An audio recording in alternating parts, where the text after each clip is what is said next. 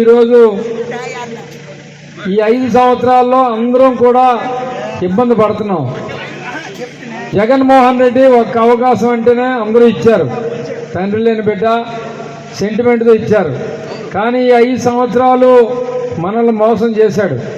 ఈరోజు పేపర్లో కానీ ఆయన టీవీలో 99.5% వాగ్దానాలు చేశారని చెప్తున్నాడు. అవునా కాదా? కానీ అన్ని అబద్ధాలే. మన సోదరుడు చెప్పినట్టు అన్ని అబద్ధాలే. ప్రత్యేక హోదా తెచ్చాడా? పోలవరం కట్టాడా? రాజధాని కట్టాడా? Railway zone తెచ్చాడా? మరి ఇంత ఇంపార్టెంట్ పనులు వదిలేసి బటన్ నొక్కుతాయంటే బటన్ ఎవరైనా నొక్కడు, గుమ్మస్తాయని నొక్కుతాడు, మామూలు మన వాలంటీర్ నొక్కమన్నా నొక్కుతాడు. అవునా? ఇప్పుడు ముఖ్యమంత్రి పని చేయాలి కానీ వాలంటీర్ పని చేస్తే అలాగే చెప్పండి. అందుకోసమే ఈ రాష్ట్రం మొత్తం ఒక విధంగా చూసుకుంటే వెనక్కి వెళ్ళిపోయి అన్నిటిలో.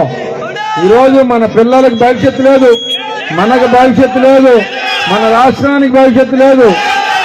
ఇవన్నీ మళ్ళీ కావాలంటే మళ్ళీ చంద్రబాబు నాయుడు గారు ముఖ్యమంత్రి అవ్వాలా? చంద్రబాబు నాయుడు గారు ముఖ్యమంత్రి అవ్వాలా? అంతే కదా? ఈరోజు ఒక్క నిమిషం అన్న, ఈరోజు ప్రతిరోజు కూడా జగన్మోహన్ రెడ్డి నేను డబ్బులు ఇచ్చేస్తున్నాను అది ఇది అని చెప్తున్నాడు. మనం ఏమంటామంటే మీ అందరికి కూడా తెలుసు, తెలుగుదేశం పుట్టిన తర్వాతే సంక్షేమం పుట్టింది. తెలుగుదేశం అంటేనే సంక్షేమం, తెలుగుదేశం అంటేనే సంక్షేమం. ఎన్టీ రామారావు గారు ఈ పార్టీ పెట్టేటప్పుడు ఆయన ఒకటే చెప్పారు, పేదవాడి కోసం కూడు గూడు గుడ్డ, దానికోసమే ఈ ప్రభుత్వం పనిచేస్తుందని చెప్పి 2 రూపాయలు బియ్యం ఇచ్చాడు, అలాగే ఇల్లులు ఇచ్చాడు, అలాగే రెసిడెన్షియల్ స్కూల్స్ ఇచ్చి ఎస్సీ ఎస్టీ బీసీ పిల్లలకి చదువు చెప్పించాడు, అలాగే ఆ రోజుల్లో పెన్షన్ కూడా ఆయన మొదలు పెట్టాడు. అది సంక్షేమం.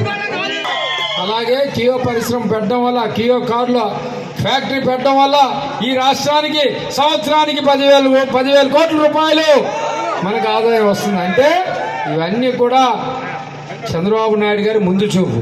అందుకోసం ఈ రాష్ట్రానికి మన దశ కావాలంటే చంద్రబాబు నాయుడు గారిని మళ్ళీ సీఎం చేయాలా. అలాగే మీ అందరికీ ఒకటి తెలియాలా, ఈరోజు ఈ రాష్ట్రంలో జగన్మోహన్ రెడ్డి గారు వారి అనుయాయులు వారి గోండాలు ఒక చట్టం తెచ్చుకున్నారు. దాని పేరే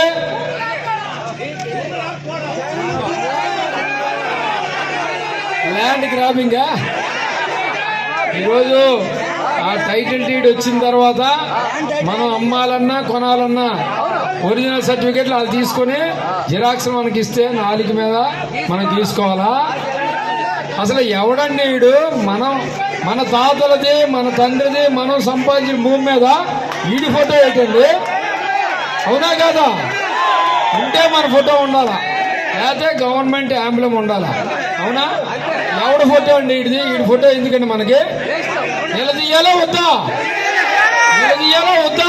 మరిన్ని వీడియోస్ కోసం ఛానల్ ని సబ్స్క్రైబ్ చేయండి. లేటెస్ట్ అప్డేట్స్ కోసం వాట్సాప్ ఛానల్ ని ఫాలో చేయండి.